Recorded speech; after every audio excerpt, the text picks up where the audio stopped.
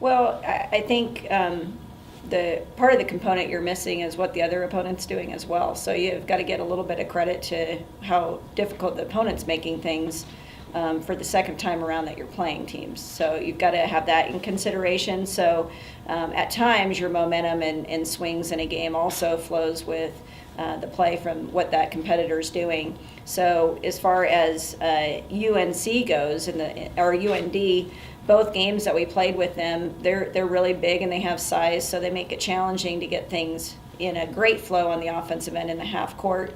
So both games, it kind of opened for us up in the second half where we were able to get more into the transition game, so to speak. I felt like we did have a much better half against UND in the first half, the second time around, where we brought their posts more on the perimeter and got some things going from that standpoint. We just didn't get the defensive stops to break that away. UNC has made it very challenging on every opponent that they faced in their zone that they're playing, which is a little bit more of a unique alignment, hard to simulate.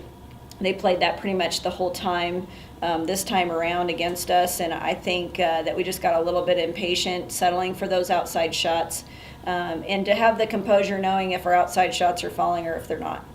We shot the ball really well in the second half against UND, so a lot of those shots I'd be totally fine with. Well, they weren't falling against UNC, so let's try to get some things more inside and get some things off of our hustle plays. And I think that was the difference in the two games, to be quite honest.